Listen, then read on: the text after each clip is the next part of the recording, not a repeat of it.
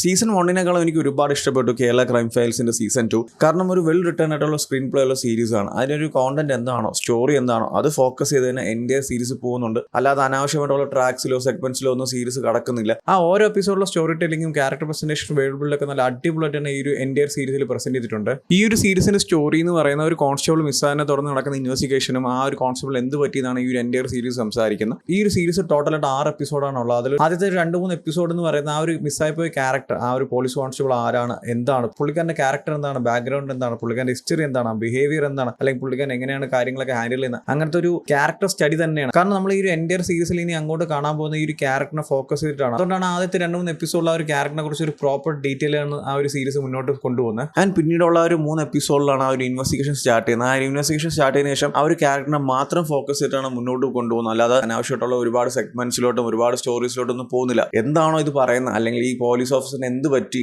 എന്താണ് റീസൺ, അങ്ങനത്തെ കാര്യങ്ങൾ മാത്രം സ്ട്രക്ചർ ചെയ്താണ് സീരീസ് കൊണ്ടുപോയിരിക്കുന്നത്. ആൻഡ് ഈ ഒരു സീരീസിൽ എനിക്ക് ഏറ്റവും ഇഷ്ടപ്പെട്ട ഒരു കാര്യം എന്ന് പറയുന്നത് ഇതിന്റെ സ്റ്റോറി ടെല്ലിംഗ് തന്നെയാണ്. നോൺ ലീനിയർ ആയിട്ടാണ് കൊണ്ടുപോയിരിക്കുന്നത്. സീരീസ് സ്റ്റാർട്ട് ചെയ്തോട്ട് ആ ഒരു എൻഡ് വരെ പല കാര്യങ്ങളും ഇങ്ങനെ കണക്ട് ചെയ്ത് ലാസ്റ്റ് എപ്പിസോഡിൽ കൊണ്ട് ഈ ഒരു കണക്ഷൻസ് എല്ലാം കൂടി ഇന്റർ കണക്ട് ചെയ്ത് സ്ട്രക്ചർ ആക്കുന്നുണ്ട്. ആ ഒരു പോയിന്റ് അടിപൊളിയായിരുന്നു. അതുവരെ ഇവർ എന്താണോ ബിൽഡ് ചെയ്ത് വന്ന ആ ഒരു ഇൻവെസ്റ്റിഗേഷൻ ആയാലും വേൾഡ് ബിൽഡ് ആയാലും ക്യാരക്ടേഴ്സ് ആയാലും അവരെല്ലാം കണക്ട് ചെയ്ത് ആ ഒരു പോയിന്റിൽ എത്തിക്കുമ്പോൾ ഭയങ്കര നൈസ് ആയിരുന്നു. ആൻഡ് ആ ഒരു പോയിന്റ് എത്തിക്കഴിയുമ്പോൾ 2 ക്യാരക്ടേഴ്സിന് ഒരു ചിരിയുണ്ട്. അവിടെ ഉണ്ട് എല്ലാം. ആ ഒരു എൻ്റെ സീരീസിൽ സംസാരിച്ച സ്റ്റോറിയും ആ ഒരു വേൾഡ് ബിൽഡും ക്യാരക്ടേഴ്സും ആ ഇവന്റ്സും അതിനൊക്കെ കണക്ട് ചെയ്യുന്ന ഒരു പോയിന്റിൽ ആ ഒരു ചിരിയും കൂടി വരുമ്പോൾ നമ്മൾ എന്താണ് ഇതുവരെ കണ്ടുകൊണ്ടിരുന്നത് അതിന്റെ ഒരു പ്രോപ്പർ ആൻസർ അവിടെ നമുക്ക് കിട്ടുന്നുണ്ട്. ആൻഡ് ഈ ഒരു സീരീസിന്റെ ഏറ്റവും വലിയ ഹൈലൈറ്റ് എന്ന് പറയുന്നത് ഇതിന്റെ റൈറ്റിംഗ് തന്നെയാണ്. അത്രയ്ക്ക് അടിപൊളിയായിരുന്നു. Each and every segment was like കിഡിലും. ആ ഒരു ക്യാരക്ടർ പ്രസന്റേഷൻ ആയാലും ശരി, ആ ഒരു വേൾഡ് ബിൽഡ് ആയാലും ഇവന്റ്സ് ആയാലും സിറ്റുവേഷൻസ് ആയാലും ആ ഒരു സ്റ്റോറിനെ കണക്ട് ചെയ്യുന്ന പോയിന്റ്സ് ആയാലും എല്ലാം അടിപൊളിയായിരുന്നു. ഒരു സ്ഥലത്ത് പോലും നമുക്ക് ലാഗ് ഫീൽ ചെയ്തില്ല. ആ ഒരു സ്റ്റോറിനെ സ്ക്രീൻ പ്ലേനെ കുറിച്ച് ഡീറ്റെയിൽ ആയിട്ട് പറയുന്നില്ല. നമ്മൾ ആ ഒരു സീരീസ് സ്റ്റാർട്ട് ചെയ്യുമ്പോൾ വളരെ സിമ്പിൾ ആയിട്ട് സ്റ്റാർട്ട് ചെയ്ത് പിന്നീട് കണക്ട് ചെയ്ത് പോകുന്ന ഒരുപാട് ഇവന്റ്സ് ഉണ്ട്.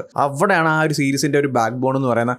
അത്രയ്ക്ക് കിടിലമായിട്ടുള്ള റൈറ്റിംഗ് ഉള്ള ഒരു സീരീസ് ആണ്. സോ എന്തായാലും ചെക്ക് ചെയ്ത് നോക്കുക. സീസൺ 1 സീസൺ 2 തമ്മിൽ ഒരു കണക്ഷനും ഇല്ല. ഡിഫറെന്റ് ആയിട്ടുള്ള സ്റ്റോറീസും ആ ഒരു ക്യാരക്ടേഴ്സ് മാത്രമേ വന്നു പോകുന്നുള്ളൂ. സോ എന്തായാലും ചെക്ക് ചെയ്ത് നോക്കുക. ജിയോ ഹോട്ട്സ്റ്റാറിലുണ്ട്. ആ 6 എപ്പിസോഡേ ഉള്ളൂ. ഒരു 2-3 മണിക്കൂറിൽ ആ ഒരു എൻ്റെ സീരീസ് ഒറ്റ ഇരിപ്പിൻ്റെ കണ്ടു തീർക്കാൻ പറ്റും. ഭയങ്കര എൻഗേജിങ് ആയതുകൊണ്ട് ആ ഒരു വൈബിൽ അങ്ങ് പോയിക്കോളും. സോ എന്തായാലും കണ്ടു നോക്കുക. ഓൾറെഡി ഈ ഒരു സീരീസ് കണ്ടവരാണെങ്കിൽ നിങ്ങളുടെ ഒപ്പീനിയൻസ് എന്താ വെച്ചാൽ കമന്റ് ചെയ്യൂ. വീഡിയോ ഇഷ്ടപ്പെട്ടാൽ ലൈക്ക് ചെയ്യൂ, ഷെയർ ചെയ്യൂ. ഇതുപോലത്തെ കൂടുതൽ വീഡിയോസിനായി ചാനൽ സബ്സ്ക്രൈബ് ചെയ്യൂ. Thank you so much.